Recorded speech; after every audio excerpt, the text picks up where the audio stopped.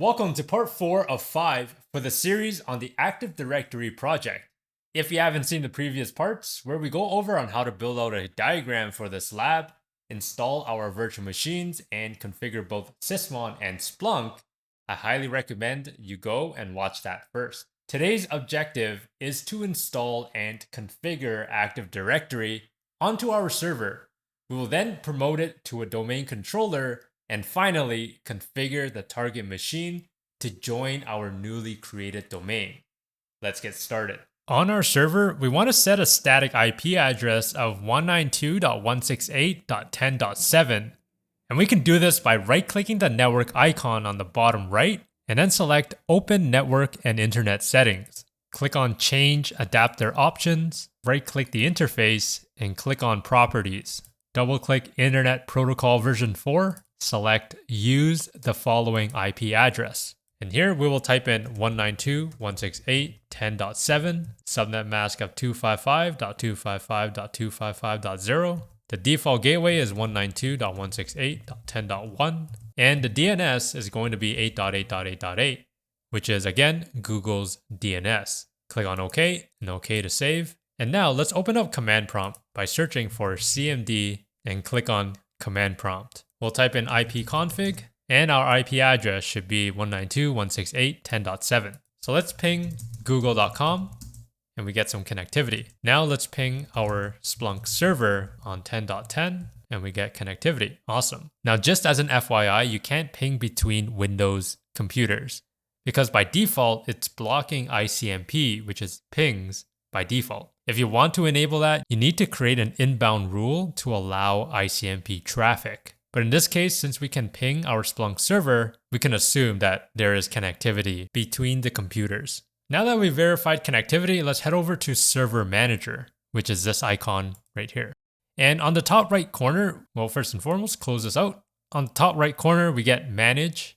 We want to select that and select Add Roles and Features. We'll select Next and make sure it is selected as role-based or feature-based installation. If you have multiple servers, this is where it'll be listed, but because we only have one, this is it. So we'll just select Next. And we want to select Active Directory Domain Services, aka ADDS, and click on Add Features. Now I'll keep on clicking Next until we get Install. Once we install it, it will take some time for it to install Active Directory Domain Services. But after a couple minutes, you want to take a look at the progress bar, and if it says installation succeeded, that is when you know that it installed our Active Directory. So after a couple minutes, we get the configuration required. Installation succeeded on ADDC01. So we can go ahead and close this out. I'll minimize the command prompt. The flag icon beside Manage,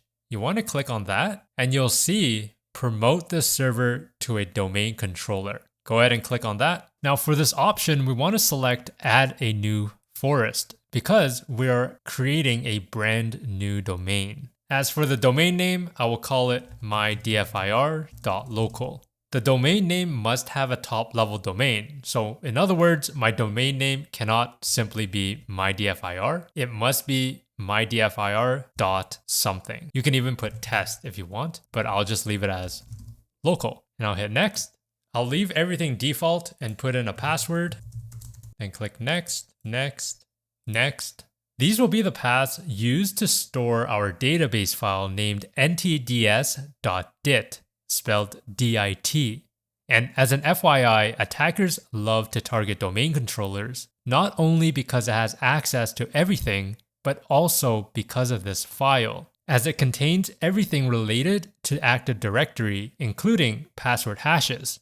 If you do notice any unauthorized activity towards this file, you can assume that your entire domain is unfortunately compromised. Click on Next and Next again. Once the setup finishes verifying prerequisites, we can go ahead and click on Install. And once the setup is completed, the server will automatically restart. Just like so, you're about to be signed out.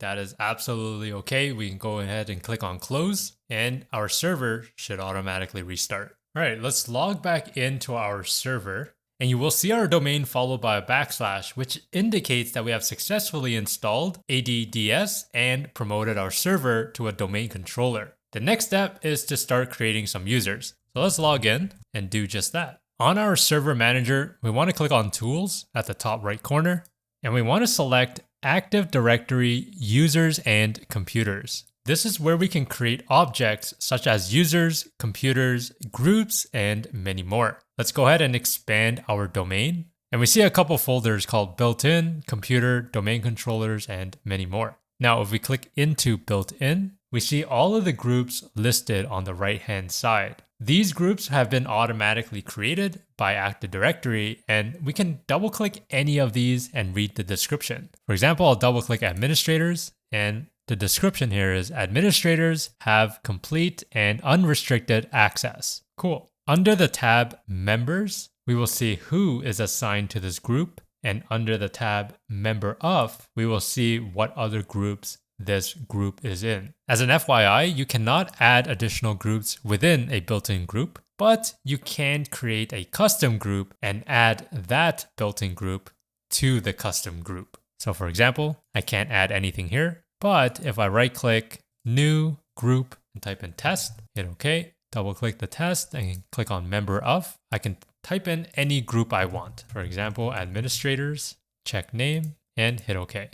So this is the built-in group. Whereas a built-in group, you cannot do that because if you click on member of, these are all grayed out. If we click on the user folder here, we will see a list of users along with additional groups. Now, if we want, we can create a user within this folder, similar to how I did it with the group. But in a real-world environment, it is likely broken up to different departments, aka organizational units. For example, HR, finance, IT, sales, etc. To mimic that, we can right-click the domain, go under New, and select Organizational Unit. And we'll name this as IT. I'll click on OK. And now we have a new organizational unit created. Now within this unit, I'll right-click New, and I'll create a new user. The first name for my new user will be Jenny, and the last name will be Smith. So Jenny's username will be J Smith. I'll hit next, and as for the password, we can put whatever we want. Now, because we are in a lab environment, we can go ahead and uncheck user must change password. And I'll click on next and finish. Great, now that we have a new user, let's create another organizational unit, and this time we'll call it HR. So I'll right-click the domain, new organizational unit, HR. Click on OK. Now let's create another user, and for this user, I will name Terry Smith, and the username is T Smith. Click on next, password, put in a super secure password, and I'll uncheck the user must change password. Click on next and finish. So now we have two users that we just created. There are many scripts out there that can help you auto-create users, groups, computers, but for this project, we'll only create two users. Now that we have our Active Directory set up and our server is now a domain controller, we will now head over to our Windows target machine and join it to our newly created domain called mydfir.local and authenticate using Jenny Smith's account.